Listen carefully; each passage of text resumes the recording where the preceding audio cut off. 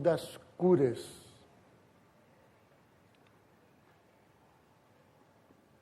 O Senhor Jesus, nosso mestre, diretor espiritual do planeta Terra, quando aqui esteve conosco, ele demonstrou um carinho muito especial para com os enfermos, para com os desiludidos, os desesperançados, para com aqueles que enfrentavam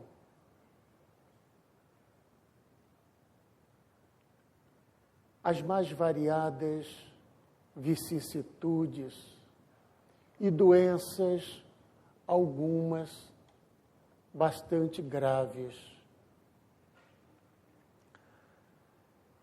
O Senhor Jesus, observem, ele veio trazer ensinamentos que certamente contribuíram para a implantação no planeta de uma nova ordem espiritual. Quando nós falamos em relação às curas realizadas pelo Mestre, nós estamos querendo dizer que de seu coração brotavam as energias magnéticas capazes de atingir uma multidão de criaturas sofridas que na época se dirigiam a ele com a intenção de rogar um auxílio, um lenitivo para os seus males. Os seus ensinamentos, aos poucos, frutificaram. Quando nós fixamos o nosso pensamento no Mestre amado, nós como que entramos em sintonia com aquela capacidade que ele demonstrava de se compadecer do semelhante necessitado. E isso nos faz lembrar o quanto de solidariedade nós aprendemos a desenvolver com o passar da nossa maturidade em relação ao nosso semelhante, especialmente aquele mais sofrido. Isso tudo nos abriu as portas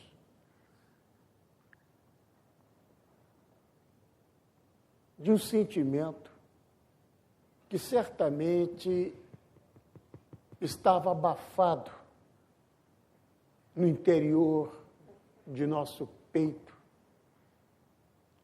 e que nos permitiu, com este despertar espiritual, um conhecimento mais aproximado da caridade. A caridade é a mola mestra, provavelmente, de todo esforço de espiritualização desenvolvido pela criatura humana. A caridade ampla, aquela caridade que resulta da predisposição que a criatura apresenta ao desenvolvimento de qualquer atitude que possa beneficiar o seu próximo, qualquer atitude. Um cumprimento respeitoso é uma prova de caridade. Um cumprimento dirigido àqueles mais humildes, àquela gente mais simples, ao porteiro do nosso prédio, ao ascensorista, aquele indivíduo mais humildezinho, é uma prova de caridade. A paciência diante de certas situações constrangedoras, o cultivo da paciência, evitando-se a manifestação de uma irritabilidade tão comum nos dias de hoje, é uma demonstração de caridade. A mão amiga no ombro daquele que se encontra abatido, que a gente percebe lá no trabalho, fulano não está bem, semblante fechado, silêncio interior, e a gente coloca a mão no ombro, só, meu amigo, o que é que está vendo? Estou notando que você hoje, um ar preocupado, ânimo, as coisas passam, e o indivíduo esboça aquele sorriso, como se dissesse, meu Deus, alguém se deu conta de meu sofrimento e veio em meu socorro. A caridade, ela se manifesta nas mais simples atitudes que possam favorecer o nosso semelhante. Portanto, não é uma virtude tão difícil de ser praticada. Quando, na minha intemperança, eu me esforço no sentido de controlar as minhas crises de ciúme, o câncer da alma, eu estou desenvolvendo a possibilidade da caridade. Aquilo que eu posso fazer em benefício do meu cônjuge. Muito embora ninguém esteja ali para dizer, é uma atitude. Eu intimamente sei que este esforço espiritualmente me compensa, me recompensa. Porque todos nós nos sentimos bem diante de um gesto de carinho, de respeito para com o nosso próximo. Pois bem, tudo isso faz parte de um contexto muito interessante que nós analisamos mais detidamente na intimidade do Espiritismo. O Espiritismo, como doutrina, ele é capaz de suscitar em cada um de nós interesses que antes se encontravam tão embotados. Os bons espíritos, aqueles que nos esclarecem, através de médiuns ilustres, queridos, no caso, Chico Xavier, o companheiro leu aqui uma mensagem de Emmanuel. Estas pequenas mensagens, elas nos tocam profundamente e são capazes de fazer uma verdadeira alquimia interna, permitindo desabrochar de certos pensamentos, de certas reflexões que antes não aconteciam com tanta facilidade. Isso tudo tem importância? Tem. Por quê? Porque se reflete, sobretudo, na questão do bem-estar espiritual. Se eu estou bem comigo mesmo, se reconhecendo as minhas imperfeições, as minhas limitações, eu estou ciente de que o meu esforço no presente momento, ele tem bases de honestidade. Isso me deixa mais reconfortado, porque é exatamente o objetivo que nossas almas todas pretendem atingir com o passar dos tempos. Somos seres iluminados, porque trazemos em nossa essência um espírito criado por Deus, um espírito que reflete a sabedoria, a onipotência, o poder, a bondade divina, reflexo do Criador.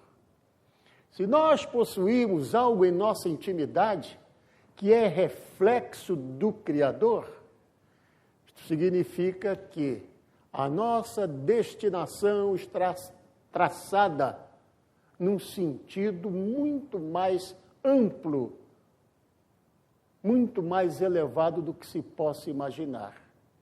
O fato do indivíduo hoje enfrentar situações deprimentes, ainda muito ligado à materialidade das coisas, ao apego exagerado à riqueza, ao vil metal, apego exagerado. Tudo que é feito com exagero corrompe o ato daquilo a que se propõe. Não significa que nós, numa solenidade, não possamos brindar um determinado evento social com uma taça de bebida, uma champanhe e coisa e tal, o que é muito diferente das comemorações exageradas que habitualmente observamos quando, para justificar uma vitória material, nós nos embriagamos e nos deixamos levar por situações, às vezes, tão degradantes. Não é assim que acontece? Há poucos dias, nós trocávamos ideias sobre esse detalhe. Você obteve uma vitória. Foi aprovado num concurso público aqui em Brasília. Concurso uma carreira que vai remunerar relativamente bem. Então vem aquela alegria, aquele estado de euforia, e o que é que se faz? Qual é o primeiro impulso? Vamos comemorar com um churrasco, com bebidas, etc. E a parte espiritual fica totalmente esquecida. Ninguém diz assim, ou poucos, se manifestam da seguinte forma: oh, meu Deus, que graça, fui aprovado. Vamos comemorar com uma reunião familiar, um culto evangélico, um ato de louvação, de gratidão ao Senhor pela bênção que me foi concedida. Poucos agem dessa forma. Graças a Deus que existem criaturas que agem desta maneira.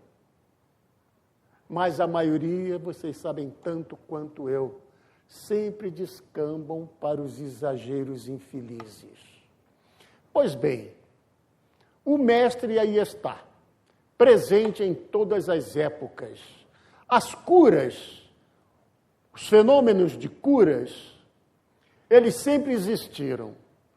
Na época bíblica, assim como no presente instante. Todos nós temos conhecimento de que as enfermidades podem ser de duas naturezas, orgânica ou mental. No período evangélico, a população daquela época conhecia perfeitamente os problemas obsessivos. Não com esta denominação, mas quando se referiam aos endemoniados, aos lunáticos, eles estavam, de certa maneira, reconhecendo a ação perniciosa, maléfica de espíritos desencarnados. Vejam bem, aqui nós temos dois trechos evangélicos. O primeiro deles, ditado por Lucas, refere-se a uma passagem de Jesus muito interessante, quando ele se fez presente na casa simples, humilde de Simão Pedro.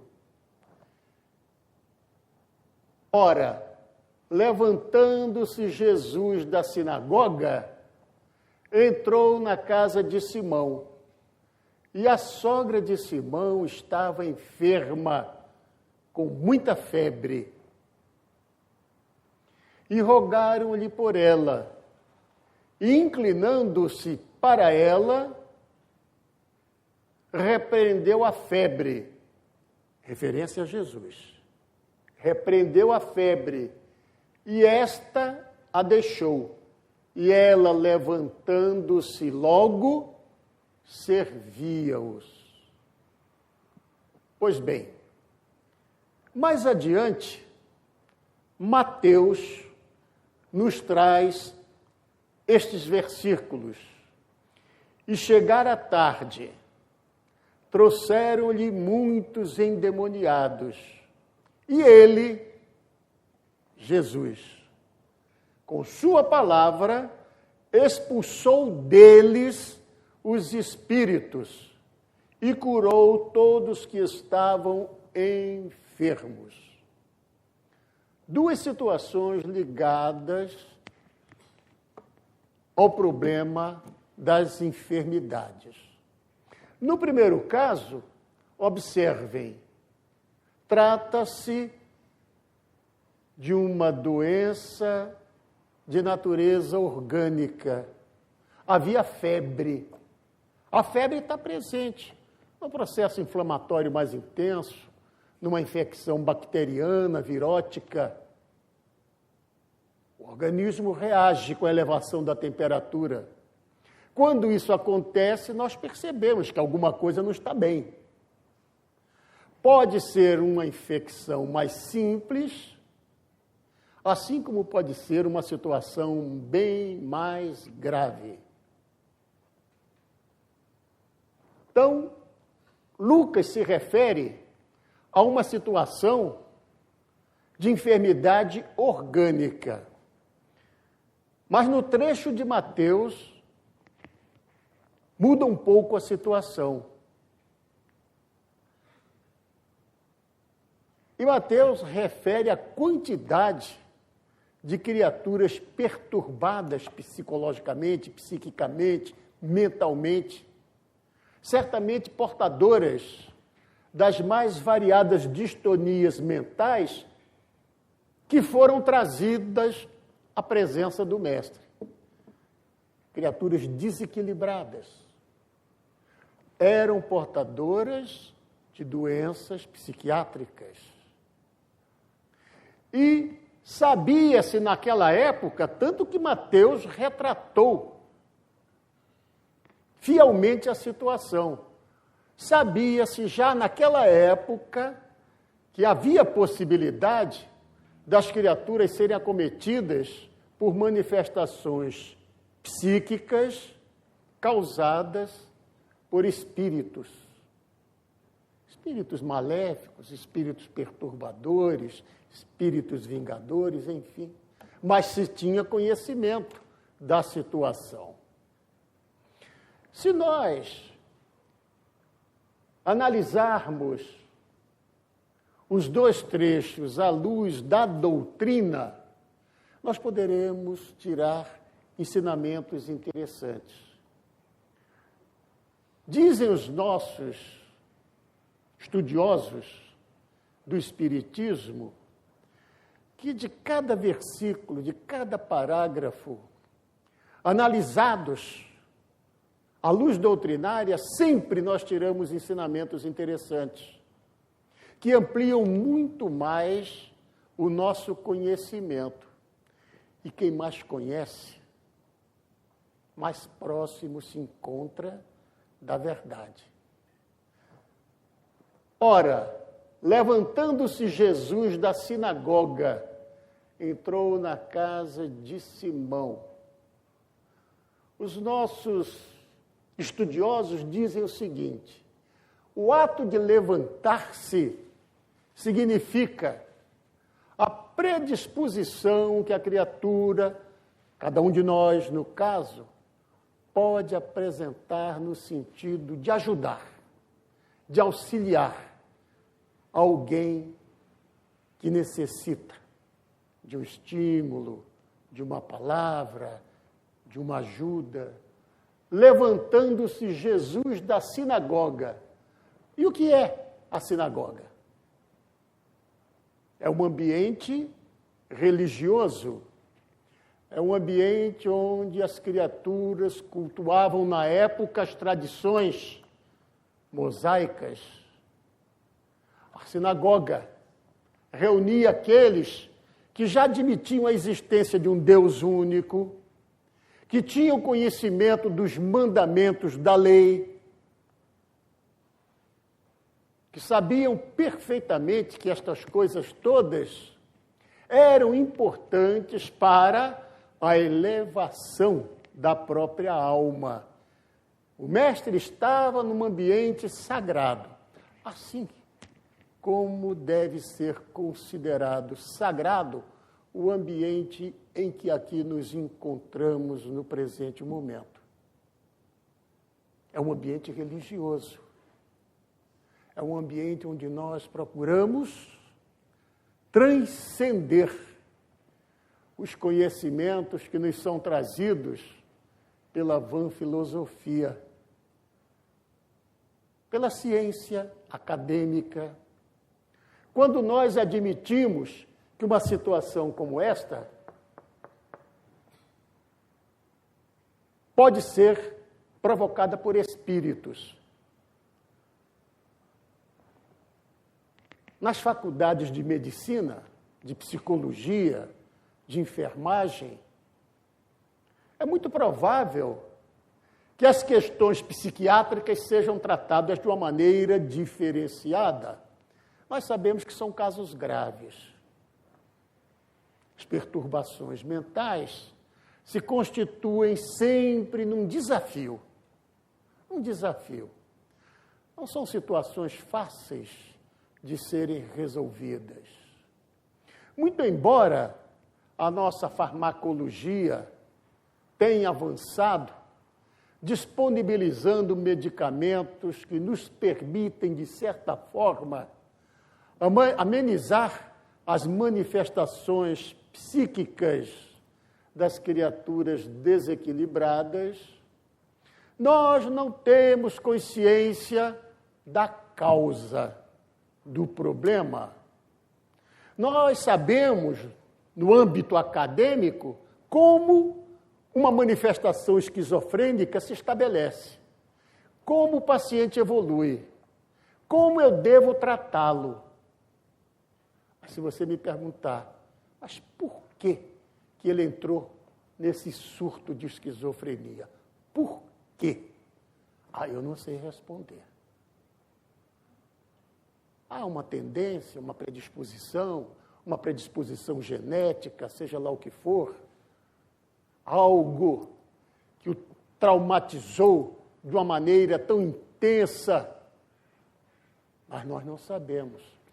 Estes porquês passaram a ser respondidos pela doutrina, no seu devido momento. Passaram-se 2000 anos. Quantas vezes, neste intervalo, cada um de nós reencarnou? Quantas vezes? 1, 2, 3 vezes? Mas hoje, aqui estamos numa condição de amadurecimento suficiente para melhor entendermos os porquês da vida. Não é verdade? Hoje nos encontramos em condições de analisar estas questões e, diante da realidade transcendental do ser, conseguirmos ir muito mais adiante do que aquela visão um tanto limitada da nossa ciência acadêmica. Pois bem, entrou na casa de Simão. Dizem alguns que esta frase significa o seguinte: Jesus adentrou o lar do querido apóstolo. Ou Jesus adentrou a casa mental de Simão. Foi um contato muito mais transcendente, muito mais profundo. Simão tinha condições de entender as ações dispensadas por Jesus. Naquela época, onde as coisas eram tão limitadas, onde o raciocínio era tão pequenino. Então Jesus adentrou a casa mental de Simão, e a sogra de Simão estava enferma com muita febre. Era um problema orgânico. E rogaram-lhe por ela. Os nossos companheiros espíritas costumam dizer, veja bem, rogaram-lhe por ela. Quem? As pessoas, os circunstantes, os familiares, os conhecidos. Então, esse sentimento de compaixão, de solidariedade, de caridade, já se manifestava claramente na situação em que aqui nós estamos analisando. Rogaram-lhe por ela. Quantas vezes nós nos reunimos em nossas reuniões de preces e de irradiações mentomagnéticas em favor dos enfermos, das criaturas sofridas, dos perturbados da mente, dos portadores de doenças mais graves, dos problemas sociais, dos desencontros familiares. Quantas vezes, no nosso ambiente espiritista, grupos se reúnem para orarem em benefício destas criaturas. E, inclinando-se para ela, repreendeu a febre. Naturalmente, este repreendeu a febre é um linguajar bíblico, que deve ser entendido como a ação magnética, curativa, que partiu da intenção de Jesus. Nós não impomos as mãos na tentativa de aliviar os males humanos? É como se estivéssemos repreendendo aquela enfermidade, aquele momento de descontrole, aquele problema que aflige a criatura. É um linguajar bíblico. Nós entendemos como uma ação energética, uma ação sutil, que vise melhorar, favorecer a recuperação do enfermo. E esta a deixou. A criatura se sentiu melhor e ela, levantando-se, logo servia-os. Este é o ensinamento final. Todos nós que fomos auxiliados de uma forma ou de outra no contexto doutrinário, passado aquele momento de aflição, tivemos a oportunidade de manifestar a gratidão a Deus. A gratidão. Porque nem todos fazem isso. Vocês não pensem, vocês que estão aqui, que nos visitam semanalmente, que vêm escutar uma palestra, vocês não sabem que muitos, no momento da aflição, batem aqui as nossas portas no estado lastimável de sofrimento, de lágrimas, rogam, pedem um auxílio, e o auxílio é concedido pelo grupo, pelas reuniões mediúnicas, pelas reuniões de cura, as desobsessões. O paciente melhora, a criatura desaparece. Desaparece. Então veio em busca do fenômeno da cura, mas não da autorrealização, daquela que permite uma transformação para melhor, porque nós sabemos que a verdadeira cura depende de cada um de nós. Somos enfermos da alma, uns mais, outros menos, mas somos enfermos sim.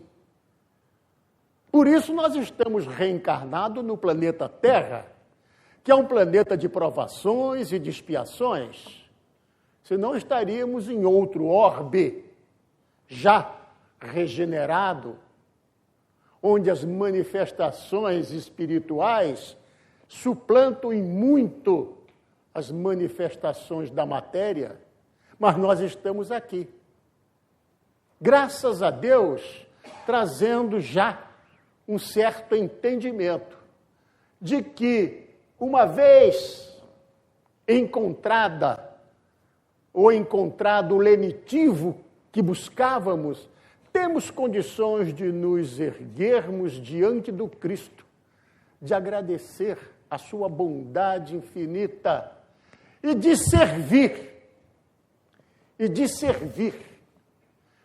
procurarmos a instituição para nos engajarmos numa atividade qualquer que me permita a elaboração das manifestações mais elevadas, mais sutis, que cada um de nós traz na sua intimidade. A gente fala, ele tem um coração de pedra, significa uma criatura hostil, uma criatura indiferente à dor, mas a dor pode nos levar a uma situação de auxílio prestado na instituição. E a criatura se sentir tocada pelo benefício divino. E resolver que, da mesma forma como ela foi aliviada pelo auxílio dos circunstantes, dos companheiros, dos irmãos, ela também gostaria de participar de atitudes, de iniciativas que pudessem levar o consolo, o esclarecimento àqueles que realmente necessitam. Tiramos daqui o ensinamento de que a cura é uma realização íntima. A medicina ajuda. A psicologia, a enfermagem, os terapeutas aqui estão para nos ajudarem nessa busca de transformação. Da mesma forma como Cristo dizia, curem os enfermos, ele dizia, todos que se sentem enfermos, oprimidos, busquem o meu auxílio, que eu estou aqui para aliviar a dor. Aliviar. A passagem, isso está retratado no Evangelho de Mateus, em que Jesus diz claramente que em relação aos oprimidos, aos enfermos que o buscarem, ele ali estará para aliviar. Ele não diz curar. Se ele alivia o que eu estou sentindo e me dá uma oportunidade de manifestar a minha gratidão o meu reconhecimento e buscar, através da minha melhoria íntima, da minha autotransformação, buscar a verdadeira cura, o processo está selado. E é isso que o Espiritismo nos alerta. Buscar o benefício é um direito de todos. Diante da aflição, nós não estamos aqui para filosofar diante da dor alheia. Chega sofrido, enfrentando uma situação adversa, será bem recebido, bem acolhido sempre. As criaturas encontrarão no nosso recinto o carinho, a atenção, as iniciativas que nos permitam o auxílio na tentativa de aliviar o mal, o problema que aflige o indivíduo naquele momento.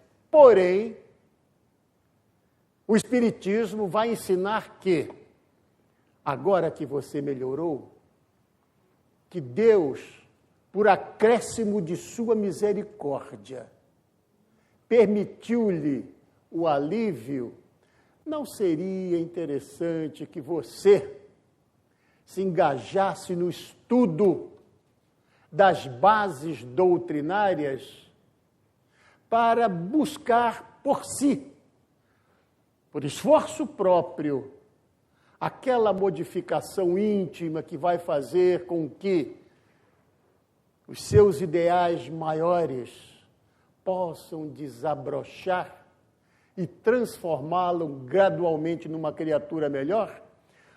Meus amigos, quem trabalha para o bem recebe em contrapartida sempre o apoio do mundo maior. Os espíritos estão cansados de nos alertar neste sentido. Eu tinha um parente, que apresentava um certo problema na fala, uma certa restrição, dificuldade. Mas era um indivíduo, muito ilustrado, muito inteligente, culto, conversando a respeito da problemática que aflige este parente, com um mentor nosso, ele disse: olha, vou lhe dizer uma coisa, no dia que este rapaz se dedicar a uma atividade filantrópica que vise o auxílio do próximo e se sentir tocado em sua intimidade pelo carinho, pelo sentimento de fraternidade, ele vai ficar bom. Eu digo, meu Deus do céu, ele vai ficar bom. Ele vai conseguir a autocura. Vai depender única e exclusivamente dele. A gente repassa a informação. Às vezes causa um certo impacto, não é? Por que você deixar de ser o que é para se transformar numa criatura melhor? Nem sempre é uma situação bem aceita. Nem sempre é a melhor sugestão. A gente quer que tudo aconteça de bom, tomando a cervejinha, comendo churrasco, exagerando no cigarro, nas brincadeiras, nas futilidades. Oh, como seria bom que assim acontecesse. Mas não é assim que acontece. E a doutrina é muito objetiva neste sentido. Ela não impõe